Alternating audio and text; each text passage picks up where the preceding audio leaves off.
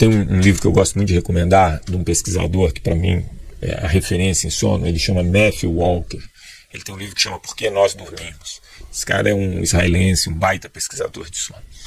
Então ele traz inúmeros estudos lá, um deles falando o seguinte: quem dorme menos de 6 horas comparado com quem dorme 7 horas e meia.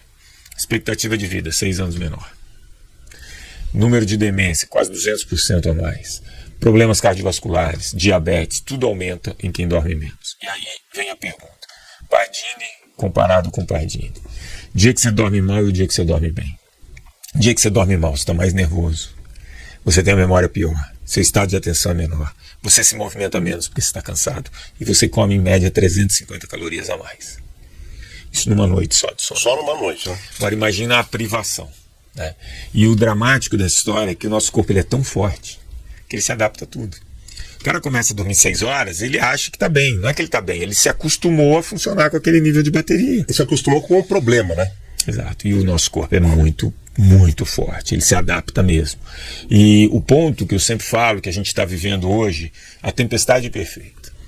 O que é a tempestade perfeita? Nosso meio ambiente, ele se apresenta de uma maneira que a gente inconscientemente vai fazer tudo que é prejudicial ao nosso corpo. Pô, como assim? Né? O nosso corpo ele foi desenhado e projetado para o movimento. Se você... quando nasce, vai lá num pediatra, até lá quando você ficar velhinho você vai no geriatra, passando por todas as especialidades médicas, 100% desses médicos vão falar: faça atividade física. O endócrino, o cardiologista, o psiquiatra, o oncologista, até o médico do sono vai falar para você fazer atividade física. Porque o corpo foi moldado.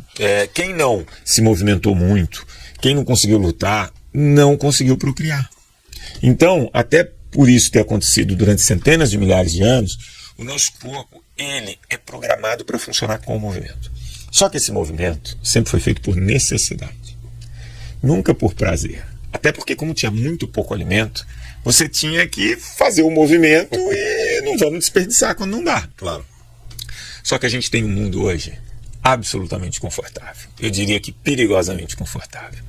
E aí é que tem o problema. Você tem um corpo moldado para o movimento e um cérebro programado para poupar energia o tempo inteiro. Então, no meio ambiente, onde você tem tanta tecnologia, tanta facilidade, tudo que você fizer no automático, seu cérebro opta por poupar energia. E como o cérebro é o órgão que mais gasta energia no nosso corpo, 80% de tudo que você faz ao longo do dia é automatizado. E tudo que você fizer automatizado, você vai poupar energia. Vou dar uns exemplos. Quando você está num shopping e vai subir uma escada rolante e ela está quebrada, qual a reação imediata do cérebro? Fica triste. Porra.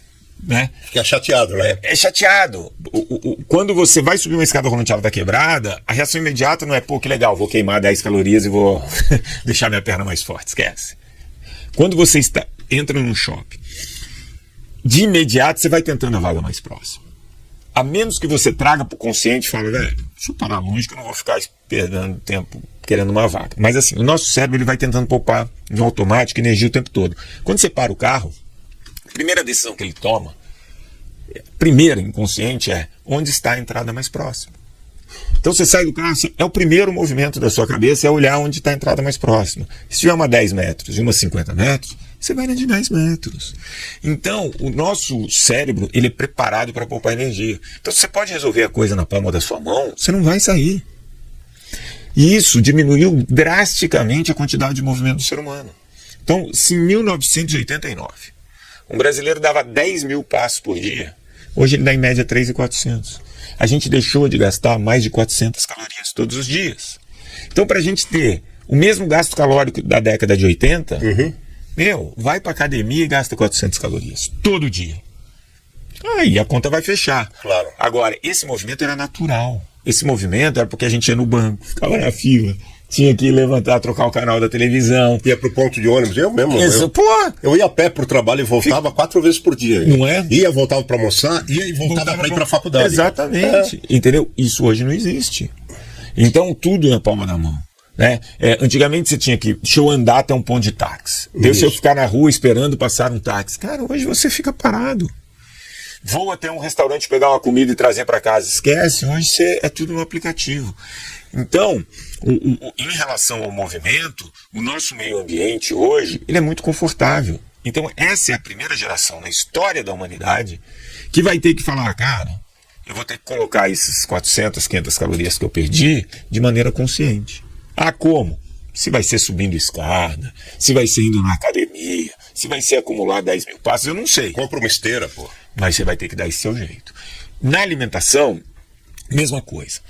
O nosso cérebro acostumou ao seguinte: se eu vi alimento, eu tenho que comer o máximo que eu puder, mais do que a minha fome. Uhum. Não à toa, o hormônio da saciedade demora 20 minutos para começar a ser liberado.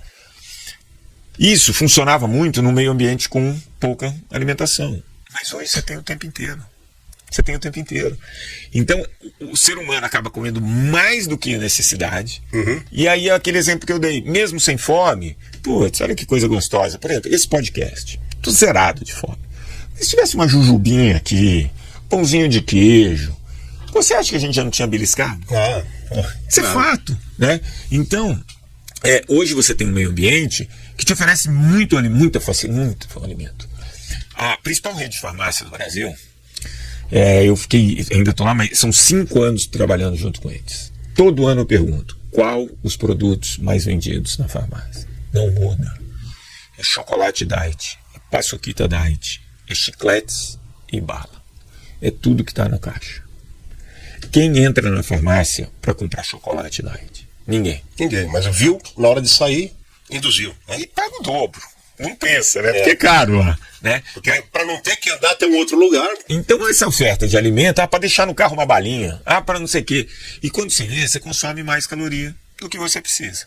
Quando a gente fala do terceiro ponto crucial ali da nossa saúde, que eu falo que o meio ambiente é uma armadilha hoje, é o sono. Pai. Todo mundo sabe que dormir é importante. Você tem 2 sistemas que regulam o nosso sono. Um deles é o ciclo circadiano. Então você tem ausência de luz, presença de luz, sono, vigília. E o nosso corpo, até por uma questão de sobrevivência, toda vez que vai escurecendo, ele começa a liberar uma série de substâncias que vão te induzir ao sono. Inclusive, uma delas é a melatonina. Muito bem. Hoje, quando começa a faltar a luz, não falta mais luz.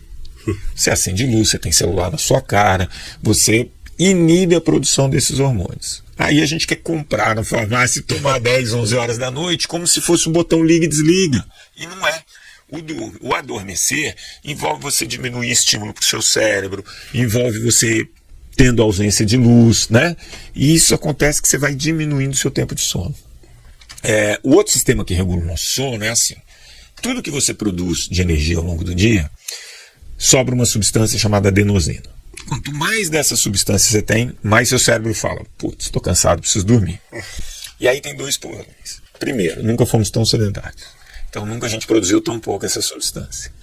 E a segunda coisa, quando você consome muita cafeína, o seu cérebro perde a capacidade de ler a quantidade exata que você tem de adenosina. Então seu sono fica comprometido.